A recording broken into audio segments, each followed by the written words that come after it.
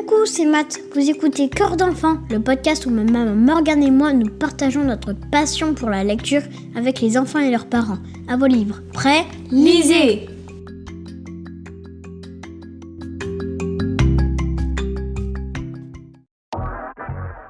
Il est difficile de passer à côté de l'information depuis plusieurs mois.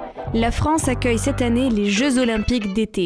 Du 26 juillet au 11 août, puis du 28 août au 8 septembre pour les Jeux paralympiques, des athlètes venus du monde entier s'affronteront sur différentes épreuves. C'est un grand événement qui a lieu tous les 4 ans. Il y a des Jeux d'été, des Jeux d'hiver. Les épreuves sont différentes parce que faire du ski acrobatique sous 35 degrés, c'est pas évident. Pour les athlètes qui concourent, participer aux Jeux Olympiques constitue un grand enjeu dans leur carrière et dans leur discipline.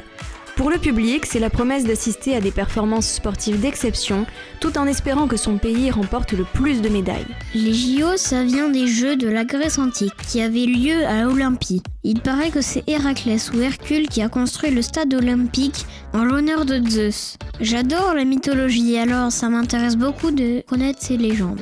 Aujourd'hui, presque chaque pays est représenté. Il y a des champions qui participent à plusieurs éditions. Le plus médaillé est un nageur américain qui a remporté en 12 ans 28 médailles dont la plupart étaient en or. Pour présenter les Jeux Olympiques aux plus jeunes, on vous propose l'album Vive les Jeux d'Hervé Le Goff aux éditions de l'Élan Vert. C'est à partir de 3 ans. Voici un extrait. Le lion entre dans le stade sous un tonnerre d'applaudissements. Après un tour de piste, il gravit quelques marches puis embrase la vasque. Et quelques poils de sa fourrure en prime. Les Jeux des animaux sont ouverts. L'Afrique, l'Amérique, l'Antarctique, l'Asie, l'Europe et l'Océanie, les 6 continents, sont représentés par leurs plus grands sportifs. Ils se sont entraînés de longs mois et à grosses gouttes pour être ici. Chacun est prêt. Prêt à quoi ? Eh bien, être le meilleur, bien sûr. Les animaux se lancent dans la compétition et les épreuves s'enchaînent, menant parfois à de drôles de situations. Gymnastique, lancer de javelot, tir à l'arc, handball. Tout le monde veut être le meilleur. Mais est-ce que c'est ça le plus important dans le sport ? Pendant les JO, il est question de compétition, de victoire, mais aussi de dépassement de soi, d'exploits sportifs ou encore de travail d'équipe et de respect. Toutes ces valeurs sont présentées de manière drôle à travers ces personnages colorés. Le plus important selon moi, c'est de participer. Quand on gagne, on est content parce qu'on a été le meilleur dans l'épreuve. C'est la récompense des efforts qu'on a fait, du temps qu'on a passé à s'entraîner, des sacrifices qu'on a aussi fait. Mais quand on participe, on peut déjà être fier de faire partie des concurrents et d'affronter des athlètes très bons dans leur discipline. Accepter de ne pas gagner, c'est aussi se dire qu'on a donné le meilleur de nous-mêmes. Et ça nous donne envie de faire mieux la fois suivante. Après cette chronique, il est l'heure pour nous de prendre un peu de repos. Certes, nous n'avons pas fait de triathlon, mais vous proposer une nouvelle chronique toutes les 2 semaines, c'est parfois du sport.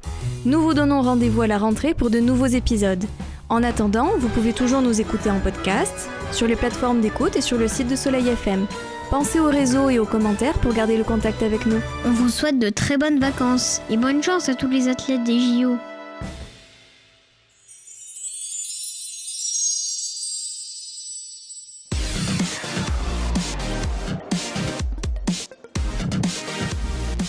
Extrait de Vive les Jeux de Hervé Le Goff. Le lion entre dans le stade sous un tonnerre d'applaudissements. Après un tour de piste, il gravit quelques marches puis embrase la vasque. Et quelques poils de sa fourrure en prime. Les Jeux des animaux sont ouverts. L'Afrique, l'Amérique, l'Antarctique, l'Asie, l'Europe et l'Océanie, les 6 continents, sont représentés par leurs plus grands sportifs. Ils se sont entraînés de longs mois et à grosses gouttes pour être ici. Chacun est prêt. Prêt à quoi ? Eh bien, être le meilleur, bien sûr. Le meilleur des meilleurs. Celui qui lance le plus loin. Et pas de truc, s'il vous plaît.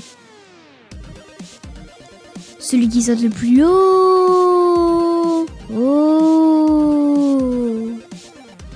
Ou alors, celui qui sera le plus costaud des costauds. Très impressionnant. Qui a dit qu'il fallait être le plus grand ou le plus gros pour gagner ? Le plus fort est souvent le plus malin des malins.